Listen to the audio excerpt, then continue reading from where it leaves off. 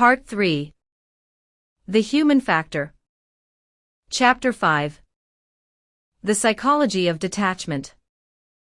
Why good people stop feeling. 1. The honest beginning. Almost everyone who enters public service does so for good reasons. The young policy analyst wants to make schools fairer. The municipal officer dreams of cleaner neighborhoods. Even the politician once believed a law could make life better. Yet within a few years, something happens. The same people who began with conviction now speak in risk matrices, not in human stories. They talk about stakeholders instead of neighbors, optics instead of outcomes.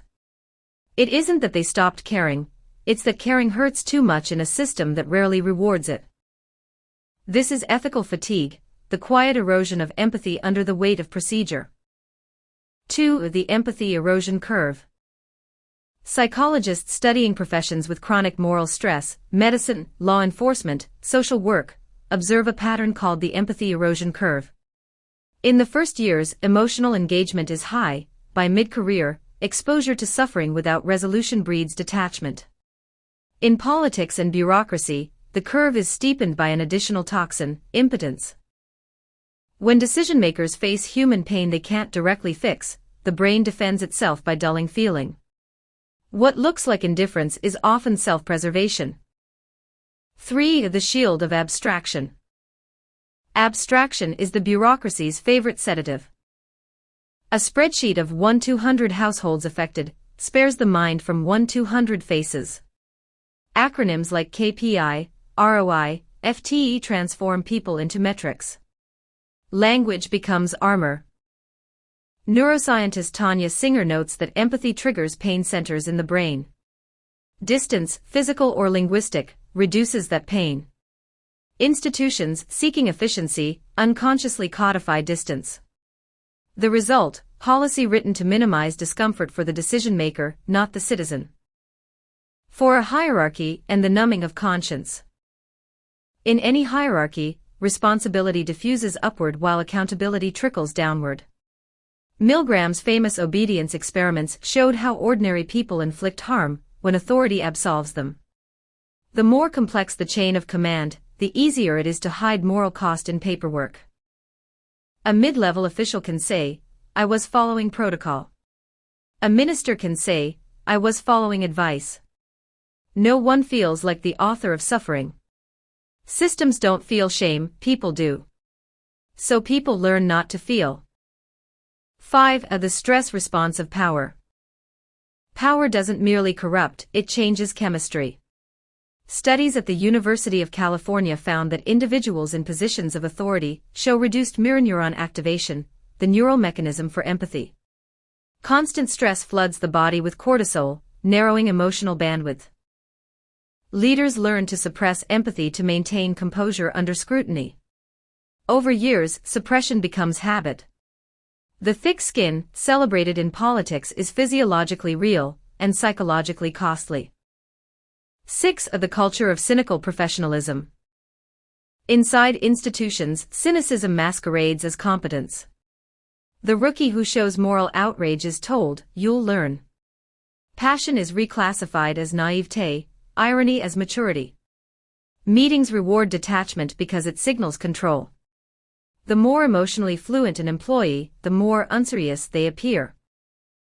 Thus empathy, the trait that should guide policy, becomes a career liability.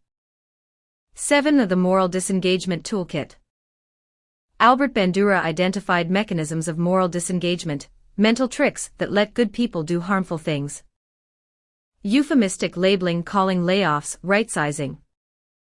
Displacement of responsibility, head office decided. Diffusion of responsibility, everyone signed off. Minimizing consequences, it's just numbers on a page.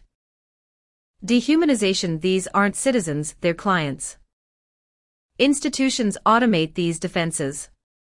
They become standard operating procedure.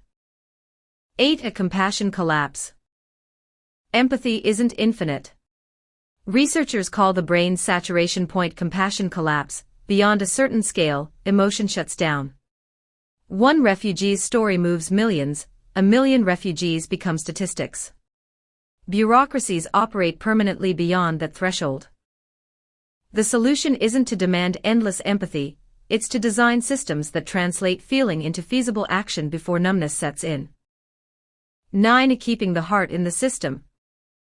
Rehumanizing institutions requires structure, not sermons. Story loops. Every policy proposal must include first-person testimonies from those affected. Rotation programs. Executives spend part of each year in frontline roles. Empathy audits. Regular surveys assessing perceived compassion in decision-making. Reflective practice. Scheduled sessions where staff discuss ethical tensions, not just technical hurdles. Hospitals that adopted similar practices saw burnout drop by 30%. Government could learn the same medicine. 10. Leadership by vulnerability. The most trusted leaders are those who allow emotion without losing reason. New Zealand's Jacinda Ardern popularized the phrase strength and kindness, a reminder that empathy and authority are not opposites. Neuroscience supports her. Compassion broadens cognitive flexibility, improving judgment under pressure. A culture that rewards vulnerability attracts integrity, one that mocks it breeds performance. 11. The citizen's role. Detachment isn't confined to elites. Voters, too, protect themselves from disappointment by disengaging. Every cynical joke about politicians all being the same releases us from the burden of caring. Collective apathy mirrors institutional numbness. Reconnection begins when citizens practice the empathy they demand, listening before judging, staying informed after the scandal fades. Empathy must flow both directions or it dries up everywhere. 12. A closing reflection. Power dulls empathy not because power is evil, but because feeling is fragile. Systems mistake numbness for professionalism, forgetting that compassion is the first data a democracy should process. The antidote is not more outrage, it's deliberate rehumanization, designing meetings, metrics, and media that keep faces visible and hearts responsive. If institutions could feel again, they might finally remember why they exist. End of Chapter 5. The Psychology of Detachment, Why Good People Stop Feeling. Chapter 6. Designing the Platform, Architecture of a Learning Nation. 1. The blueprint on the whiteboard.